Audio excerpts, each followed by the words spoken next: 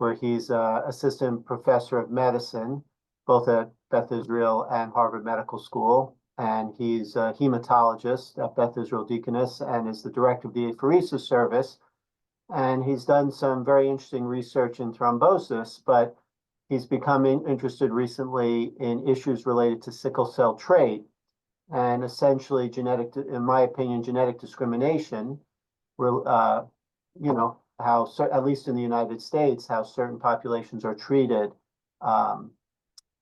in an unfair manner. So this is maybe a little different than some of the other talks, but this is really about how genetics can be used to really, again, unfairly and treat people differently. So Brian, thanks a lot for agreeing to give this talk. Yeah, thank you for inviting me to discuss this important issue, and thank you for that introduction. So this is something that Rich and I have been working on at this point for over a year. And as we mentioned, we're going to be talking about sickle cell trait and implications for equity. So, you know, kind of starting with a case or a series of cases that were reported in the New York Times in 2021, how a genetic trait in Black people can give police cover. And this was reporting in the wake of the George Floyd case, 47 Black men killed in police custody, where either an attorney, a police officer, or a medical examiner reported an association between sickle cell trait in the cause of death. And I'm highlighting here some of the statements from these 47 cases. And as you see, acute sickling crisis due to sickle cell trait, sickle cell crisis due to sickle cell trait. We're going to talk a little bit more about what happens in sickle cell trait, but none of this is legitimate. So basically, they're taking a genetic trait that is not a disease, and they are using it to provide cover for police misconduct. This is the first of many issues with inequity and inequality associated with sickle cell trait that we're going to cover. ASH, the American Society of Hematology, responded strongly to this New York Times article.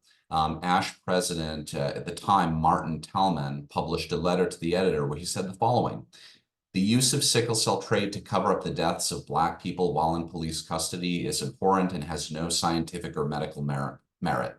Your reporting uncovered the unprofessional misuse of science that further contributes to racial bias and social injustice in our country."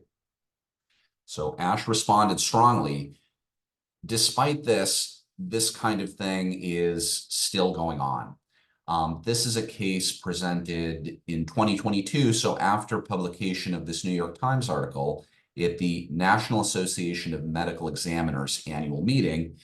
And you see from the title, a case of altercation-induced vaso-occlusive crisis in sickle cell trait. So again, they're attributing vaso-occlusive crisis to sickle cell trait. I would argue, and most hematologists would argue, inappropriately.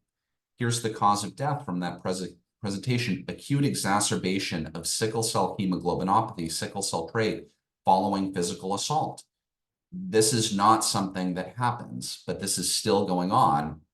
And I will also note, I don't have a slide here, but Dr. Haskell and I are working on a perspective piece. As of 2023, 2024, this is still going on, despite this being out there. Deaths in custody of Black individuals is still being attributed to sickle cell trait. It's still happening. I want to give a brief overview of what we're going to be discussing for the rest of the talk. So first and foremost, we're going to talk about how sickle cell trait is not a disease. The labeling as a disease is inappropriate. We're going to talk about mandatory sickle cell trait screening in the United States military and also in the NCAA.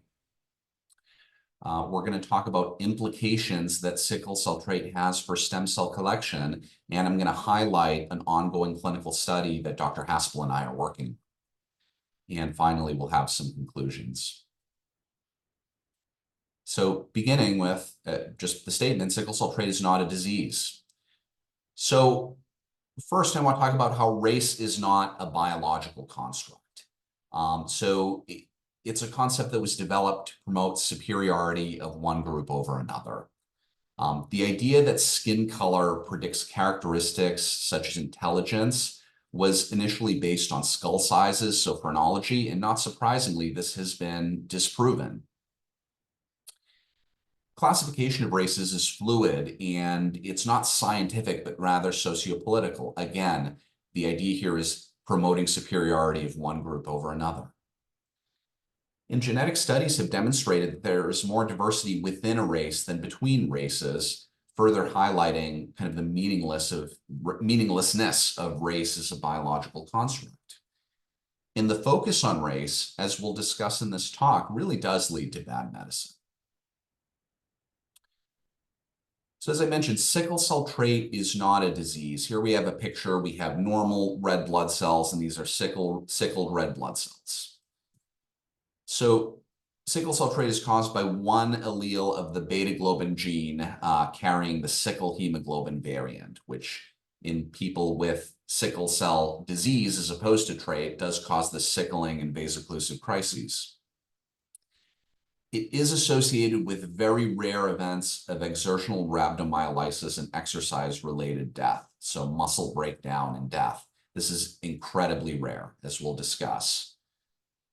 In the United States, the prevalence of sickle cell trait is about 7 to 10% of individuals who self-identify as Black or African American. This equates to about 1 to 3 million people across the country.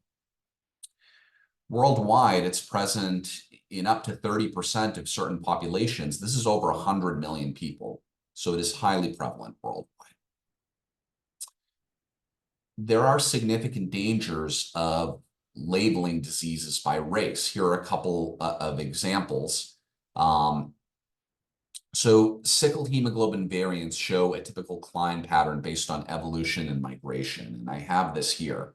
So the sickle cell variant originated in sub-Saharan Africa due to protection against malaria. Migration and further environmental selection in other populations, for example, the Middle East, Mediterranean areas of Europe and India occurred. So as you see, there is prevalence in Greece, the Middle East, India, in addition to Africa. Therefore, it's important that sickle cell trait and actually disease should not be labeled as a Black disease. That actually should say SCT, not SCD. Shouldn't be labeled as a disease at all. However, in the United States, sickle cell trait is more common in people who self-identify as Black or African American. And the inequity issues associated with sickle cell trait obviously have the largest effect on this population. Important not to ignore race. Healthcare disparities based on race are real, and here are a couple of examples. This is infant mortality per 1,000 live births. And as you see, non-Hispanic Black are substantially higher than any of the other groups. And looking at maternal complications, severe morbidity excluding transfusion, again, the story is similar. Non-Hispanic Blacks are suffering a higher rate of complications. So while quote unquote race is a sociopolitical and not a biological construct, the effects of this clinically are real, not based on sickle cell trait being a disease, but due to the inherent inequities. So we will shift to mandatory sickle cell trait screening in the United States military. So sickle cell in the military, the policy currently is to test everyone.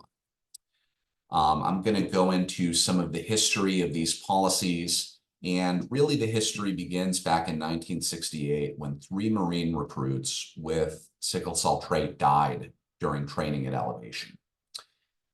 The next year in 1969, the military mandated testing for sickle cell trait and restricted soldiers with confirmed trait from certain roles. In 1991, based on some data that we will look at, the Army stopped mandatory sickle cell trait testing. However, in 2019, 2 sailors and 3 airmen died during exercise, 3 with sickle cell trait. 1 died from rhabdomyolysis, another due to an arrhythmia, which a coroner ruled to not be due to sickle cell trait. All uniformed services now mandate sickle cell trait screening, but with different approaches.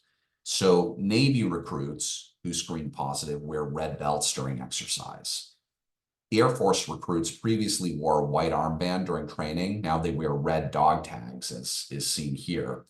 The red dog tags actually are indicative of a medical condition in general, not specifically sickle cell trait, but in any case, these recruits are having to wear a dog tag that indicates they have a medical condition. As we've discovered recently, it is really difficult to find documentation of these policies. So it's somewhat unclear exactly what is being done. This is what we found, but in any case, it's hard to imagine another genetic carrier state that requires this kind of public identification with red belts, armbands, dog tags. So the data for some of this is based on this study. I'm not sure if you can see the title because of Zoom, but this was a New England Journal of Medicine article published by Kark and colleagues in 1987. And they reviewed military sudden deaths from 1977 to 1981. These were a total of 2.1 million recruits during basic training. And this is quoting directly from the article. The risk of exertion-induced sudden unexplained death was 28 to 40 times higher among those with hemoglobin AS or sickle cell trait. Taking a closer look at the data, though, the risk of sudden unexplained death in Black individuals with SCT was about 1 in 3,000. And here is the data. So this was only 12 people out of about 3,700. Or 37,000, excuse me. 5 of the 12 deaths were ruled as cardiac. Thus, only 1 in 6,000 of these mentioned deaths were potentially due to rhabdomyolysis.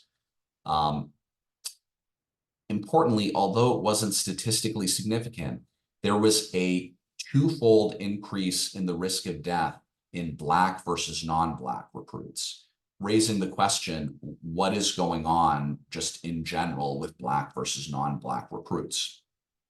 Surprisingly, there was no multivariable analysis to control for confounders, for example, smoking. And importantly, this data appeared prior to 1982 when the military instituted education about safe exercise practices. So there was none of that when this study was published and from when the data was from. This was a subsequent, and I would argue, much higher quality study, also published in the New England Journal of Medicine in 2016. This was another retrospective cohort study, this time focusing on Black Army soldiers, 3,564 with and over 44,000 without sickle cell trait. Importantly, this study, which was higher quality, controlled for confounders, for example, BMI, smoking, fitness level. They did find an increased risk of exertional rhabdomyolysis with sickle cell trait. And here's some of the data. So SCT negative was the reference. Positive, there was a relative risk of 1.54, and that was significantly significant p-value. Important to, again, look at the data critically, though. There were 42 cases of exertional rhabdomyolysis in soldiers with sickle cell trait versus 349 in the non-SCT cohort. So while the risk might be slightly different, rhabdomyolysis is happening in soldiers who do not have sickle cell trait. The risk was the same or greater than that associated with the same or greater risk of rhabdomyolysis associated with a statin, antipsychotic, or tobacco use. Here's the data. So soldiers who are smoking or using tobacco, 1.54 relative risk of exertional rhabdomyolysis, really identical to that associated with sickle cell trait. And the situation is worse in soldiers who are taking a statin, higher relative risk, or those on an antipsychotic. Difference is soldiers who are smoking on a statin or using an antipsychotic don't necessarily have to do this public identification. Excuse me. And importantly, no increased risk of death, despite the increase of exertional rhabdomyolysis. So the take home is, this is a very rare event. There might be a difference, but it can happen without sickle cell trait, and the magnitude of the increased risk is the same or smaller than certain other common issues among service members. Some additional data. So military post-intervention, that was the guidance on safe exercise practices. There were 40,000 recruits with sickle cell trait and no deaths, trend towards decreased overall. Military personnel from 1992 to 2012, there were over 15,000 SCT positive and 60,000 SCT negative Black personnel.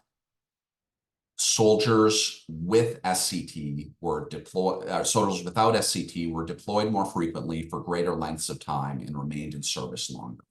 So the knowledge of SCT status is affecting these soldiers' careers. Importantly, no difference in mortality based on SCT status. In a study of Air Force personnel, that should be 2009 to 2013, they were less likely to be promoted to staff sergeant or placed in roles involving a high altitude billet if they had a sickle cell trait. So again, a situation where careers are being affected by this screening without any solid data for clinical benefit. And quoting from that article, efforts should continue to reduce the stigma associated with sickle cell trait. I would argue a lot of this stigma is coming from the military policies.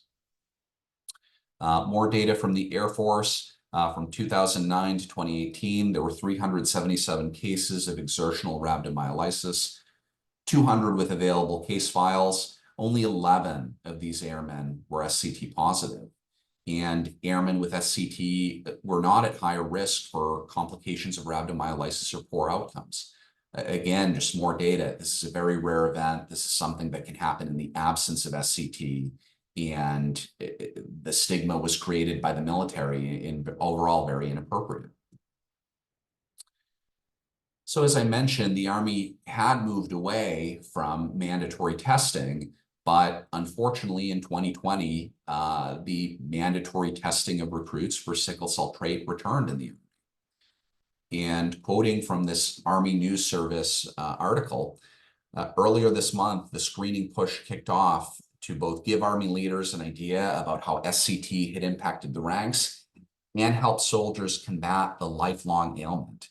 I'm highlighting lifelong ailment. Again, this is not a disease, but they're calling it a lifelong ailment. Since November 7th, roughly 2% of recruits have been diagnosed with the blood disorder. Previously, we were talking about removing the stigma. Now it's being referred to as a lifelong ailment and a blood disorder. Again, I would argue inappropriately. The testing comes in the wake of multiple SCT-related military deaths, most notably during fitness tests. In some cases, complications were rooted in extreme exercise caused by physical exertion. And this is from a newspaper article where a mother of a Great Lakes recruit who died during boot camp seeks a second autopsy, saying the Navy has offered few answers on sickle cell trait-related death. Again, I would argue that wasn't due to sickle cell trait, that was due to poor exercise practices. In quoting again, this has been something that's been described repeatedly in military recruits going back to the 1980s. This was a physician who said this, director of a sickle cell center at University of Illinois in Chicago. It is still the case that people with sickle cell trait need to take extra caution, rest frequently, drink fluids frequently, and not overexert themselves. It's well known. I would raise the question, should anybody be overexerting themselves? There were a bunch of rhabdomyolysis cases in the absence of sickle cell trait. Maybe universal precautions is what should be happening. So this all gets us to the question, is the military practice evidence-based? Potentially there is some increased risk of rhabdomyolysis, but the risk is higher if the soldier is a smoker, on a statin, or using an antipsychotic. There are other situations associated with higher risk. Overall, the risk is very small. And importantly, again, rhabdomyolysis can occur in individuals without sickle cell trait. There are issues with autopsy findings. So when a person dies, by definition, there is tissue hypoxia, which will cause sickling of the cells. Just because a patient or soldier, in this case with sickle cell trait on autopsy has sickle cells, that doesn't mean it was sickle cell crisis. That means that they're hypoxic, obviously, because they're dead.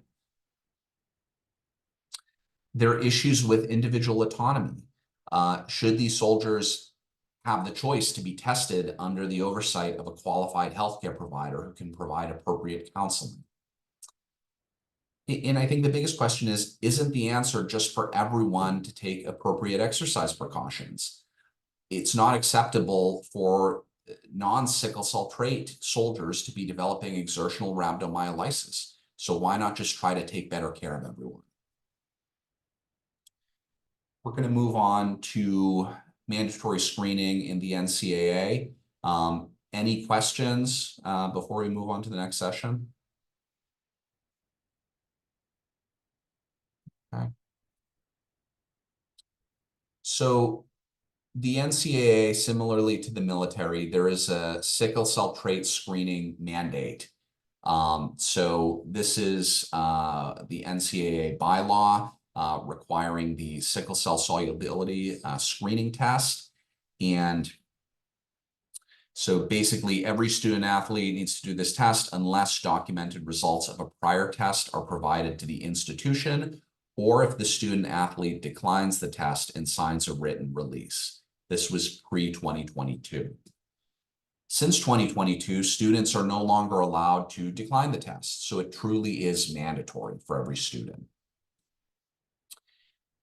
The history of these policies goes back to 2006, when Dale Lloyd, a college football player at Rice University, collapsed during practice and died the following day. Findings from the autopsy were acute exertional rhabdomyolysis secondary to sickle cell trait. So again, kind of going back to those problems with finding sickle cell traits on sickle cells in these people on autopsy. Hypoxia causes sickling. It's not necessarily something that was going on prior to death. The parents of Dale Lloyd filed a wrongful death lawsuit against Rice University, the NCAA, the head football coach, 2 school doctors, and 2 companies that made nutritional supplements. This lawsuit was settled the next year. And in 2010, the NCAA revised its bylaws to require sickle cell testing as part of mandatory medical exams prior to participation in Division I. Since 2010, in 2012, Division II instituted screening, and 2013-2014, Division III instituted screening. So now all divisions, all athletes are mandating screening. And again, as of 2022, there's no option to decline.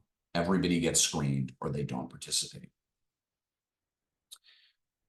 NCAA has issued a fact sheet for coaches. So they're screening these athletes. They have also issued guidance as to how coaches should approach a student athlete with sickle cell trait. So interestingly, in their guidance for the coaches, so there's the statement, what is sickle cell trait? And the statement is, sickle cell trait is not a disease. Despite this, I think the cover of the fact sheet for coaches is interesting. So fact sheet on sickle cell trait, and I'll highlight that they're showing healthy red blood cells versus sickle cells. This is a misrepresentation of what is going on in people with sickle cell trait. They don't have vaso-occlusive crises and sickling like this. Really from the start, this is inappropriate. The guidance to coaches says that they should provide an environment in which the following precautions can be activated. In general, student athletes with sickle cell trait should do the following, and I'm quoting a few of these, really just to highlight, shouldn't these apply to everyone? So slowly build up intensity while training, be allowed to set their own pace, be provided adequate rest and recovery, stop activity immediately upon struggling or experiencing symptoms such as muscle pain, abdominal weakness, undue fatigue, or breathlessness, stay well hydrated, properly manage asthma, refrain from extreme exercise during periods of acute illness, beware of changes in altitude, and seek prompt medical care when experiencing unusual physical distress. Shouldn't these guidelines apply to everyone? And I think it's concerning if these precautions aren't being followed in student athletes without sickle cell trait. These seem fairly obvious to me as universal precautions. I want to look at some of the data that is supporting the NCAA policies. Frankly, all of this data is really poor, but we will go through it. This is the title from one of the studies. So sickle cell trait associated with the relative risk of death of 37 times in NCAA football athletes. This is looking at a database with 2 million athlete years is the denominator. That's the title. Again, similar to with the military, this is a rare event. So 273 athlete deaths over 2 million athlete years. 5 of the deaths were quote, associated with sickle cell trait. That's 2%, or 1 in 400,000 athlete years. About 40 of the deaths overall were cardiac. That's 16%. The source of these athlete years and these deaths is the NCAA voluntary resolution list, which is a memorial list of deaths, not including the cause of death and internet searches. So just kind of highlighting the concerning methodology with which this study was done. There was no controlling for confounders. And in the absence of SCT, there appears to be at least a 5-fold increased risk of exertional death in Black versus non-Black athletes. So again, I would raise the question, what is going on just based on race? So another article, sudden death associated with sickle cell trait before and after mandatory screening. This was published in Sports Health in 2020. So the authors say that there was an 89% reduction in risk after legislation was enacted. That's the 2010 to 2014 institution of mandatory screening.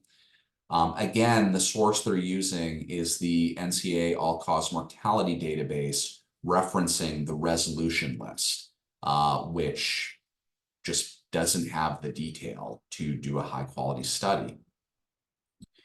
In Division I NCAA football, we went from 9 cases to 1 case, or 1 in about 28,000 athlete years to 1 in 250,000 athlete years. Importantly, they only looked at death associated with sickle cell trait. The acronym they used was DASCT. But again, the question is, was there an overall decrease in risk of exertion-related death due to better awareness? Perhaps some of these precautions could be applied universally and everybody ends up doing better. Overall, this study is pretty similar to the last one. There are similar issues with not controlling for potential confounders and really relying on this resolution list, which is not scientific. Many organizations, and a few of them are here, favor universal preventative measures without mandatory screening. So we've got ASH, Sickle Cell Disease Association, Association of Public Health Laboratories, American Society for Clinical Pathology, American Public Health Association, and American Society of Pediatric Hematology Oncology all have issued statements on this issue. This is the ASH statement that I think is worth reading in full. ASH does not support testing or disclosure of sickle cell trait status as a prerequisite for participation in athletic activities. ASH believes that current scientific evidence does not justify this requirement. It is also not consistent with good medical practice or established principles of public health ethics. Screening for sickle cell trait should be voluntary and should take place in the setting that ensures privacy and is performed by a knowledgeable provider able to offer comprehensive counseling. So shouldn't be mandatory, should be up to the student athlete, and should occur with a healthcare provider available to answer questions. So again, thinking about the NCAA practice, is this evidence-based? Again, similar to the military, there is evidence of very rare exertion-related deaths, potentially related to sickle cell trait. But existing studies have significant issues with both data collection and analysis. Again, events also occur in individuals without sickle cell trait. And there are real concerns for overall healthcare disparities. There are more deaths in Black student athletes without sickle cell trait. What is happening there? Again, major organizations have issued statements against mandatory screening.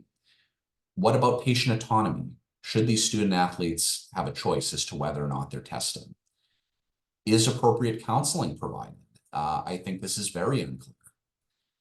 And again, isn't the answer just to take appropriate precautions with everyone? That coaches list, shouldn't those just apply to all student athletes? Wouldn't everybody be safer if that was the case? Again, the issues with the autopsy findings. Sickle cells are due to deoxygenation. They are probably not real findings in the vast majority of cases.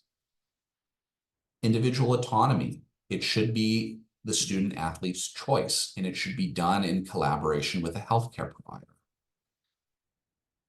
Finally, there are potential harms associated with screening. There's no recent literature on this, but there is concern for labeling and genetic discrimination. Concerns regarding providing a false sense of low risk in the absence of sickle cell trait at both the individual and institutional level.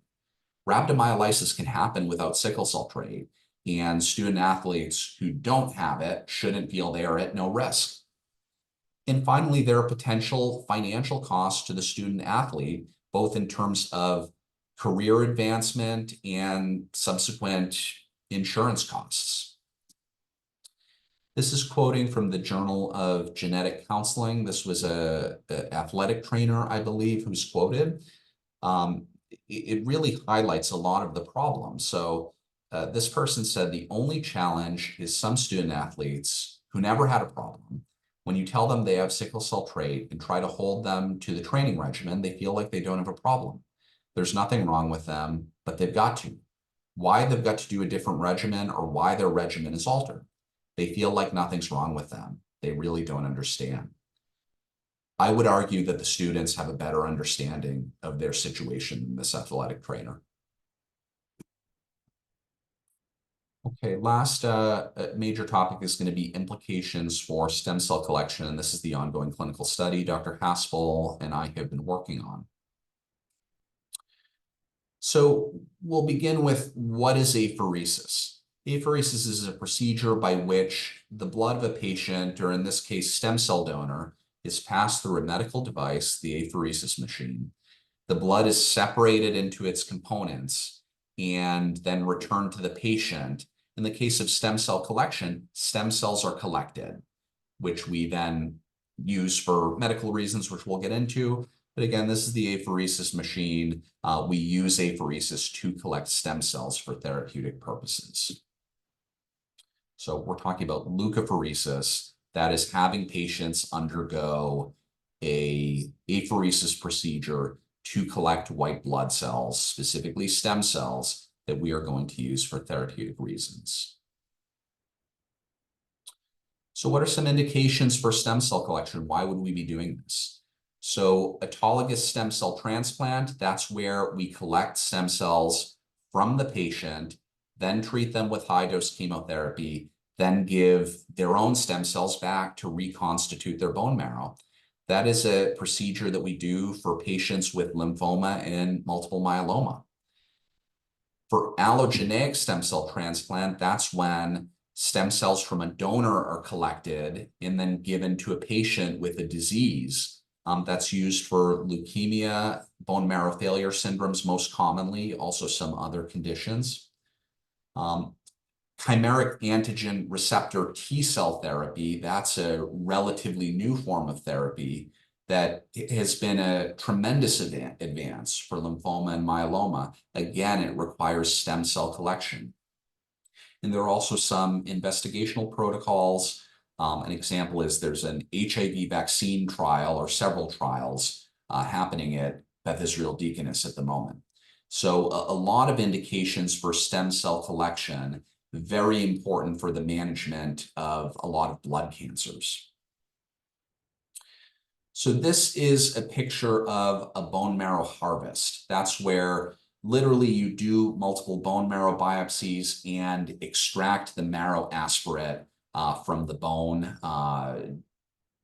This is happening to a patient. This is the back of their hip. So this is how we used to do it. We really don't do bone marrow harvests anymore. This is not one of our patients in BIDMC, but this is how it happens currently. So the patient in this case has a couple of IVs, and his cells are being passed through the apheresis machine, and we're going to collect stem cells that way. Substantially easier than bone marrow harvest, which requires that the patient is sedated in an operating room.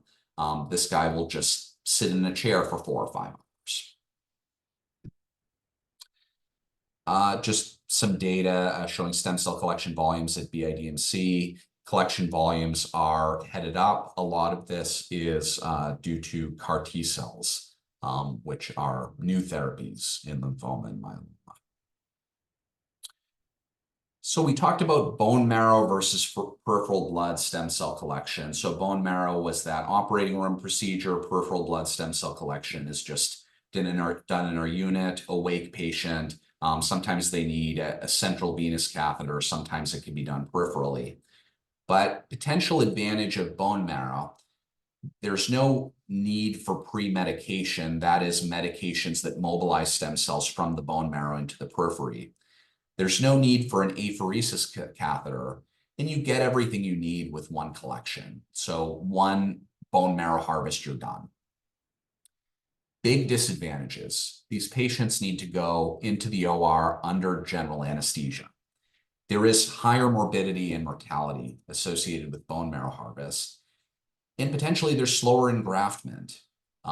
After the patient who needs the cells gets the cells, the cells kind of engraft in their bone marrow more slowly. So there are clinical aspects of this that even affect the recipient. Advantages of peripheral blood: no general anesthesia, it's safer, the cells engraft more quickly in the recipient. Disadvantages: there are some pre-medications they need prior to collection. They oftentimes will need an apheresis catheter. That's usually a big catheter in their neck.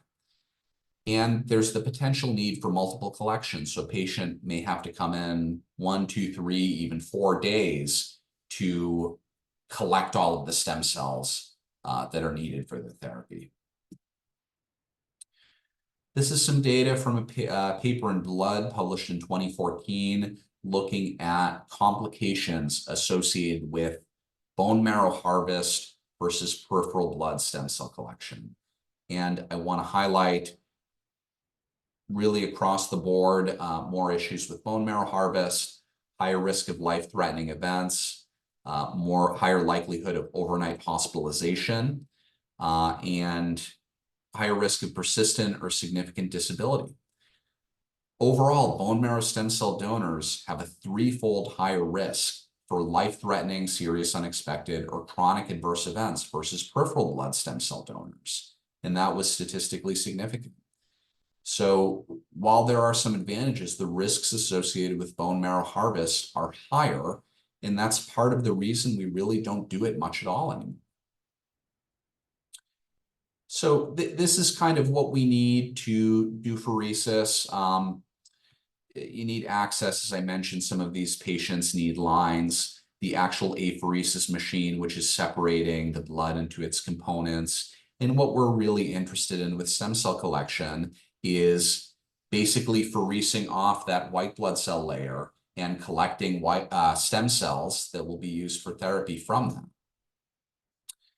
To do this effectively, we need mobilization. What mobilization means is we need to recruit hematopoietic progenitor cells or stem cells from the bone marrow where they live into the peripheral blood. We need the stem cells to be floating around in the peripheral blood so that our machine can collect them effectively.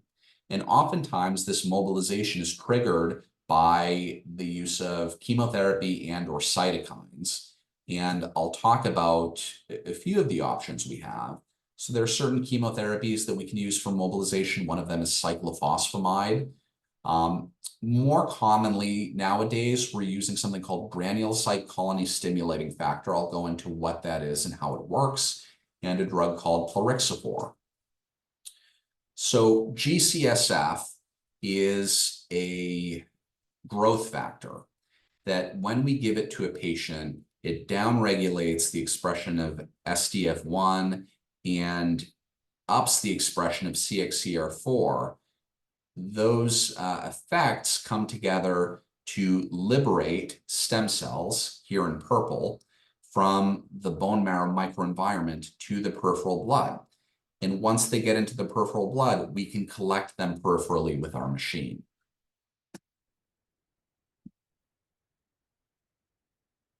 This is plerixafor. So again, this is the normal situation. So CD34 positive stem cell, this is a stem cell, and this is the bone marrow. So CXCR4 and SDF1 are binding it to the bone marrow stroma, so they're holding it in place. When we give plerixafor, the trade name is Mozabil, this is just plerixafor, it interacts with CXCR4, liberating the stem cell from SDF1, allowing it to go into the peripheral blood for collection. So these are the two big strategies we have to mobilize and collect stem cells. And this is a typical stem cell mobilization protocol, similar to what we do at BIDMC. But basically, the patients get pegfilgrastim, that's GCSF. We actually just use filgrastim, but they get it during the mobilization phase. They get plerixafor, after which they get their collection. This is a plan we would use at BIDMC. We don't need to focus on this too much, but it's a combination of filgrastim and plerixafor. So where are we going with this? The question in the field is it safe to mobilize stem cell donors with SCT with GCSF? There have, importantly, been issues with sickle cell disease patients receiving GCSF, mainly related to blood viscosity. However, there have been no issues with GCSF mobilization in sickle cell trait allogeneic donors. Here's some of the data. I will note these are all relatively small studies, but we have some data on the safety of mobilization and collection in patients with sickle cell trait. And all of these studies are speaking to the safety of GCSF for these patients. And a lot of sites will use GCSF mobilization for sickle cell trait sibling donors of sickle cell disease patients who are getting a transplant. There really is a lack of biological rationale as to why GCSF would be harmful. There shouldn't be a viscosity issue with patients, with people with sickle cell trait. Despite this, Some of the guideline issuing organizations, NMDP is one, WBMT is another, have issued guidance saying that individuals with sickle cell trait should not receive GCSF. And based on the evidence we just looked at, that's not consistent with current evidence. NMDP actually requires allogeneic donors with sickle cell trait to donate marrow, which is crazy. This is a case where a New Jersey principal actually died during a bone marrow harvest. So he was planning to donate bone marrow to a French teenager with leukemia. During his final physical exam prior to his collection, which was going to be peripheral, he was asked if he had sickle cell anemia, blood disorder, and he said, well, I don't have sickle cell, but I have sickle cell trait. The doctors told him that this meant that they couldn't harvest stem cells peripherally. They ultimately decided to do a bone marrow surgery under local anesthesia, and he died because of this. And the evidence indicating that he couldn't collect peripherally really just wasn't there. So there are real clinical downstream effects of these, frankly, inappropriate guidelines. There is data actually supporting the use of plerixafor in sickle cell disease, not trait patients. A couple of small studies, 12 and 23 patients, but there is evidence suggesting plerixafor is safe. If it's safe in sickle cell disease, why would it be unsafe in sickle cell trait, even if patients have also received treatment with GCSF? So why is this happening? Why are patients with sickle cell trait receiving different treatment? I want to look at a case actually from several Boston hospitals. So this was a 62-year-old Black female with multiple myeloma, scheduled for mobilization to collect stem cells for an upcoming autologous transplant. At Boston Hospital 1, the patient would be asked if she had a history of sickle cell trait. If she says yes, the decision would be to use GCSF alone and not plerixafor. Based on the studies we just looked at, why are they doing that? Plerixafor is safe in sickle cell disease. Of course it would be safe in this patient. Boston Hospital 2, the patient would actually be tested for sickle cell trait, and if found to be positive, she would be offered the option to use plerixafor in addition to GCSF. Again, there's no evidence supporting this practice whatsoever. And at Hospital 3, do not ask or test. Use both plerixafor and GCSF, which I would argue is most consistent with the current evidence. So ultimately, this patient had her collection at hospital number 1, and the decision was made to use GCSF alone. It took her 4 collection days to reach the target stem cell dose. It probably would have taken fewer days had both plerixafor and GCSF been used. So this patient, while it was minor, I would say did experience a harm because of sickle cell trait status. And there was no evidence at all to support this practice. This is an important issue, that we get higher quality data. There is data, but as you've seen, there are no big studies. So there's limited data on mobilization for individuals with SCT. There are important implications for patient care. If plerixafor or chemotherapy are not used as adjuncts to GCSF, there is potential for additional collections and collection failure, which downstream would require a bone marrow harvest. There are also, as we've been discussing, important implications related to health care equity. The Black population in the United States is more likely to have sickle cell trait, so they're more likely to be exposed to these inequity issues. If testing is not performed on all donors, a Black woman would be more likely to know that she has sickle cell trait as testing is routinely performed before pregnancy. So not only is there an inequity issue with Black individuals in general, Black women in particular are most likely to run into problems with stem cell collection. So I want to talk about the study that Dr. Haspel and I have been working on. So many centers collect self-reported ancestry data on all autologous stem cell transplant patients. For Black patients collected for autologous transplant, we're trying to determine if they had known sickle cell trait, what was their mobilization strategy, and were there any complications related to that mobilization strategy. Even if they weren't tested, there's established data that 8 to 10% of self-identified US Black individuals have SCT. And our hope is that data from this study could help guide both autologous and allogeneic transplant practice. Notably, this protocol is also including allogeneic donors, but our main focus is going to be on autologous. There are far more autologous patients in the cohort.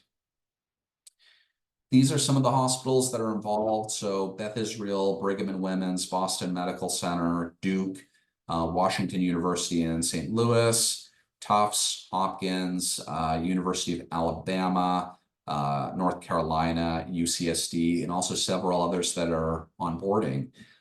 It's pretty exciting. This is a national study, and we have collected data on over 1,000 patients. So our hope is to answer some of these questions, get some good high-quality data, and hopefully improve treatment practices in individuals with known and suspected sickle cell trait.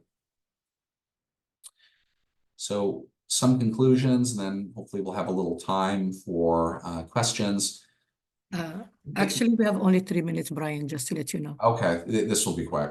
So sickle cell trait is not a disease. We talked about the New York Times article and the New Jersey principal who died during a bone marrow harvest. Exertional deaths are very rare. The way to go with this is appropriate precautions for all, and I would advocate against mandatory testing. There's no evidence that mobilization is harmful. We have the clinical study ongoing. And I think the key is really a focus on correcting healthcare inequity for individuals with SCT. There is evidence of harm associated with mandatory screening. And I think one of the things that we've found and hopefully have highlighted in this talk is the importance of critically reviewing the literature. There has been a lot of misuse of literature in both the military and the NCAA. I'll skip this because we're kind of low on time, but hematologists, pathologists, genetic counselors, and healthcare professionals in general have an important role in educating the public about how sickle cell trait is not a disease. And finally, some acknowledgements. So the BIDMC HMS study team and also the study site co-investigators for working with us on this. I think we have probably a minute or two for questions if there are any.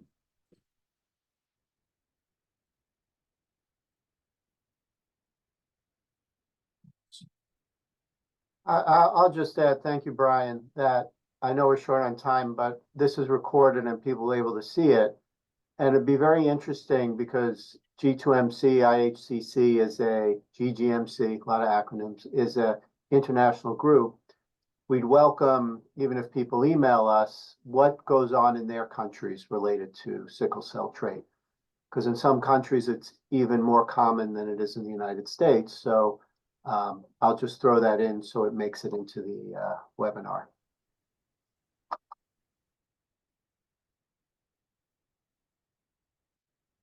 Great. Well, thank you again for the invite.